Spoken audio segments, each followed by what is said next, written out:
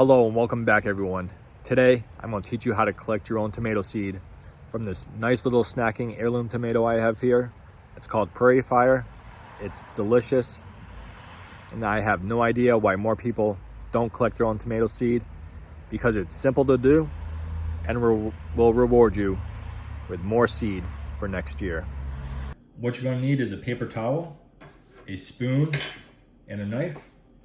And then what you're going to want to do is take your tomato, this is snacking tomato, or your regular tomato, Caspian pink, and you're going to want to cut down the center of your tomato to split it open and get to the seeds, like I've done here. And then what you're going to want to do is take your knife or a small spoon and scoop out these seeds. And you see this coating on the seeds. Now, some people say that the coating prevents germination. That's not entirely true, because if that was the case, the seeds would not germinate inside the tomato. However, what the coating does do is it prevents good storage of the seeds. So now I'm going to take my spoon and just roll these seeds over this paper towel to get this coating off, this gel-like coating.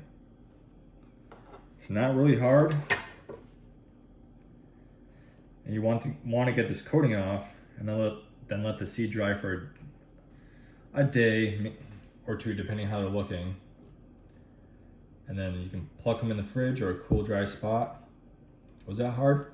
I don't think so. Now what some people do is they'll scoop out the tomato. They'll have a jar of water, like a mason jar. Put some cheesecloth over the top. Throw all this inside the jar. And what's going to happen is they'll ferment all this pulp, and the protective coating will rise to the top. The seeds will float down to the bottom, and all you have to do is scoop off all that gunk on the top and then let the seeds dry for about a week or so. And that drying for a week or so, that's not really my thing. I'd rather be a little bit quicker. And honestly, I don't want to deal with any fermentation if I can help it.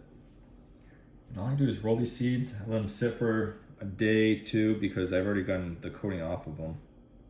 I cleaned out the tomato. I have about 50 to maybe 75 seeds here.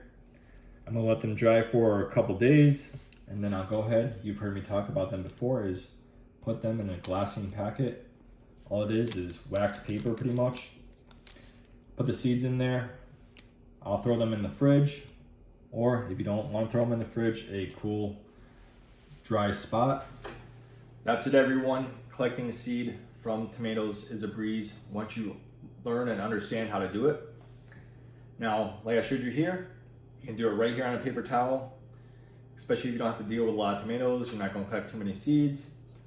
But like I did mention, you can scoop out all that pulp, throw it in a mason jar full of water, let it ferment until the seed and that pulp separates. Everything will go to the top, the seeds will go to the bottom. All you have to do is scoop out that pulp, strain it, and let the seed dry for a week or two. I don't want anything fermenting in my house, and I don't want to wait that long for something to dry.